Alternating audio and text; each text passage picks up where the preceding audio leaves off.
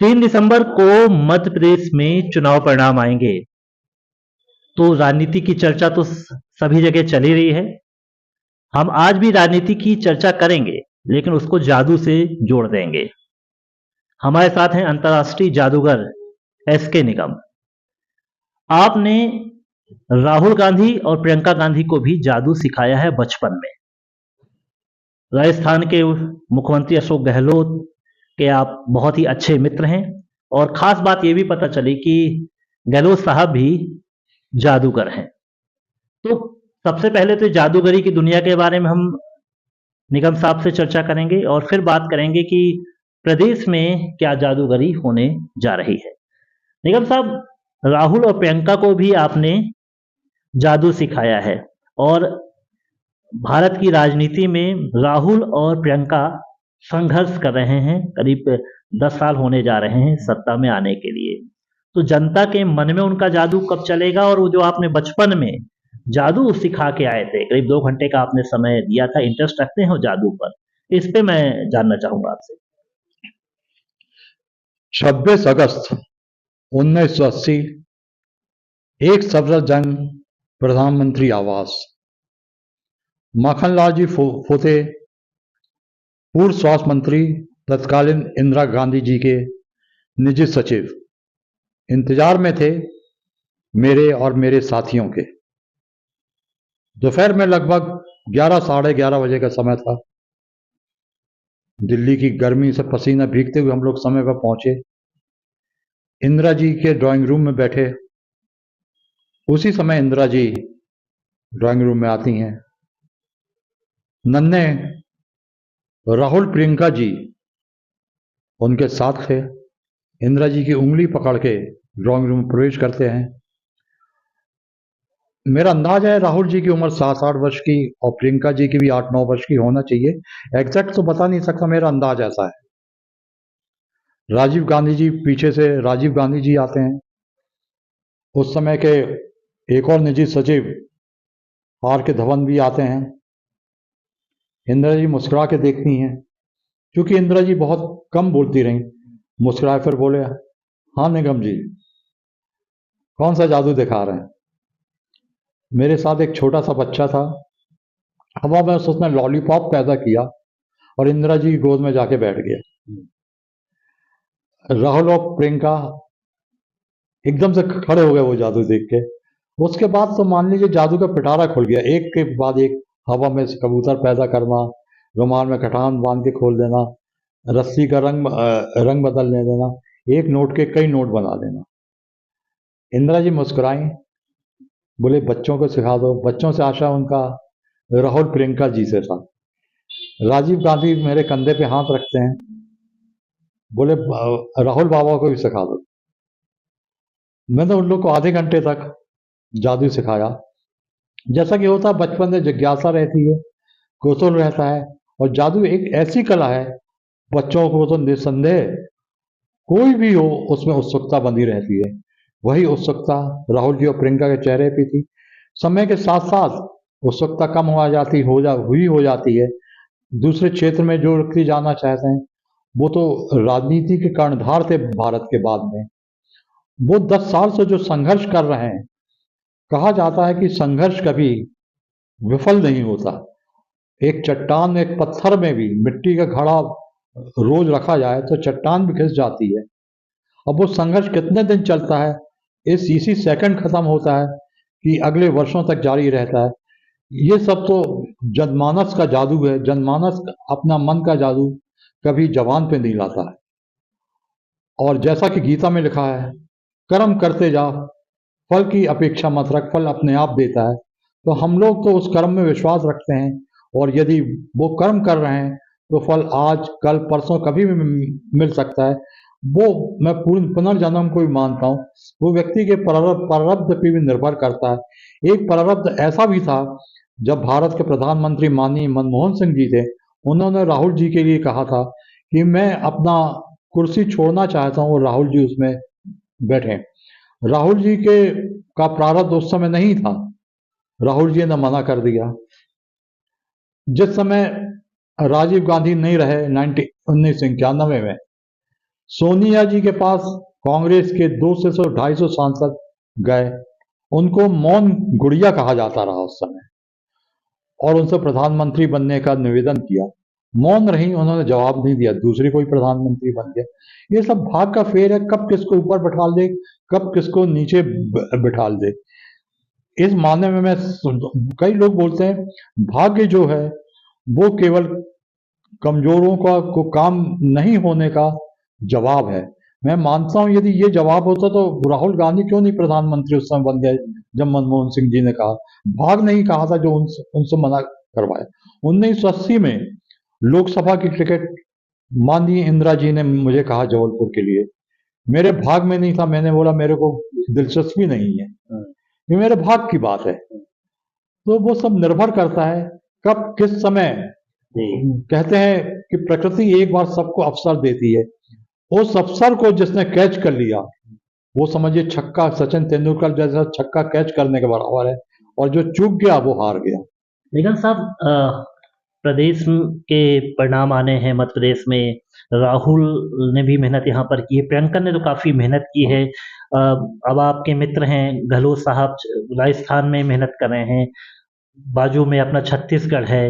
ये तमाम जगह के जो समीकरण हैं आप क्या देखते हैं?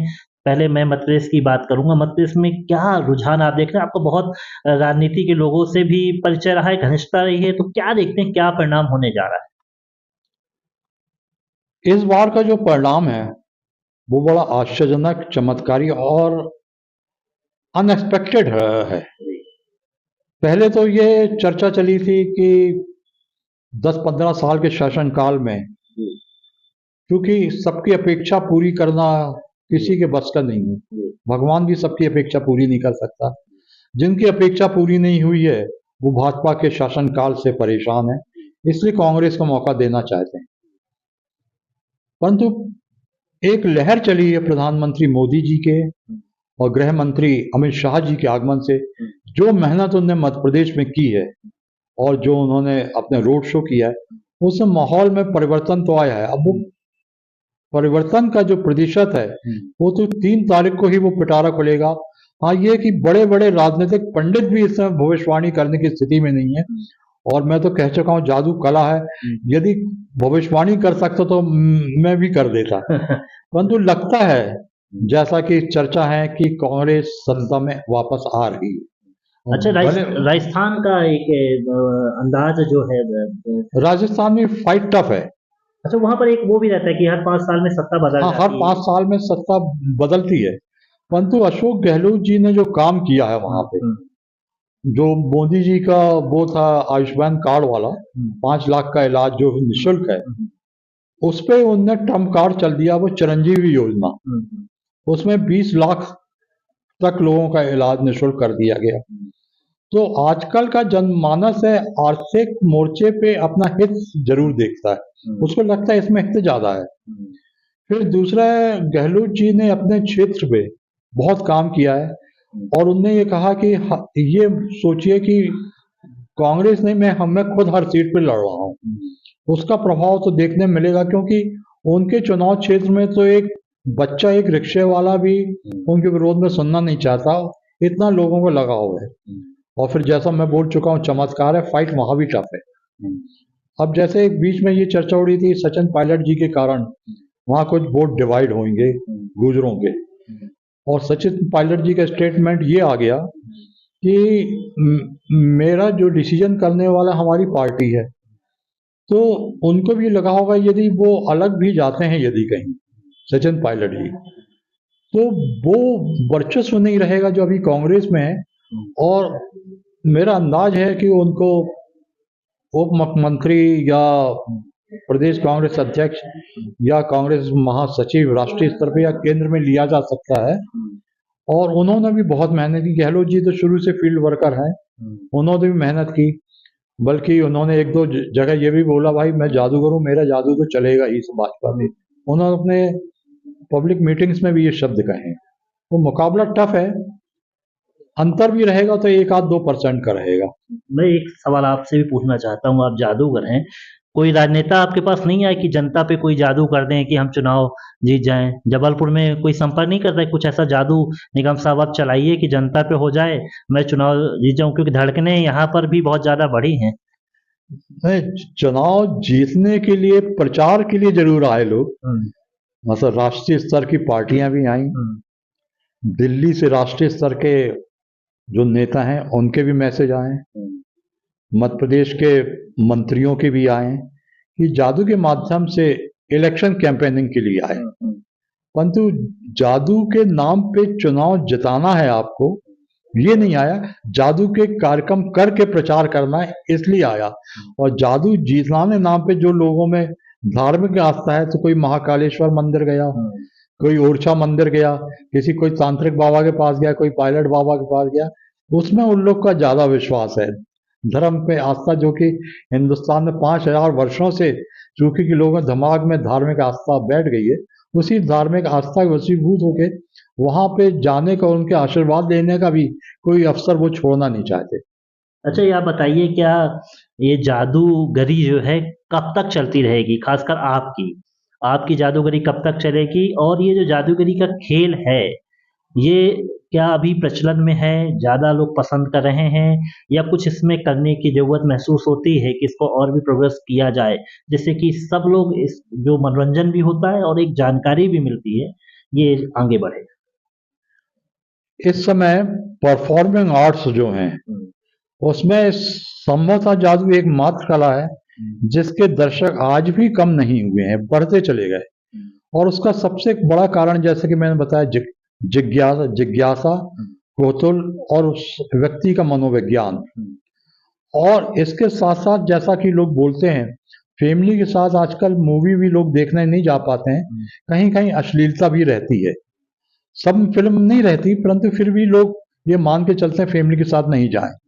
ऐसे में जादू के जो कार्यक्रम है, एकमात्र कार्यक्रम है पूरी दुनिया में जो फैमिली के साथ लोग देखने जा रहे हैं। और बाकी कार्यक्रम में इसलिए दर्शक डिवाइडेड हो जाते हैं क्योंकि जादू देखने की चीज है, इसमें भाषा की समस्या नहीं आती। हम मान लीजिए ऑर्केस्ट्रा जाता है या गायक गायिकाएं जाती हैं दूसरे देश, तो वहाँ भाषा की समस्या आ जाती है। भारतीय सिने जगत के जो भी कार्यक्रम अमेरिका, कनाडा, इंग्लैंड, जर्मनी जाते हैं, वो केवल भारतीय समाज के लोग ही आमंत्रित करते हैं क्योंकि भाषा समस्या है।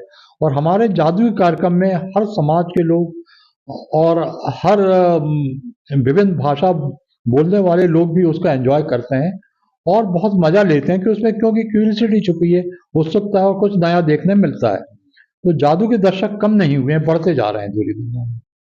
तो निगम साहब से हमने बात की राजनीति पर भी, और आपने एक रोचक बात भी बताई, राहुल और प्रियंका को भी जादूगरी सिखाई है उन्होंने बचपन में। साथ ही मुख्यमंत्री जो राजस्थान के हैं, गहलोत साहब, वो भी आपके मित्र हैं। तो जादूगरी तो जनता के ऊपर नेता कितने चला पाए हैं, 3 दिसंबर को पता ही चलेगा। बशर्ते हमने बात की है निगम साहब से, उन्होंने अपने जादूगरी के किस्से हमसे जरूर साझा किए हैं। कैमरा पर्सन संदीप अनवारी के साथ विवेक तिवारी, पंजाब केसरी, जबलपुर।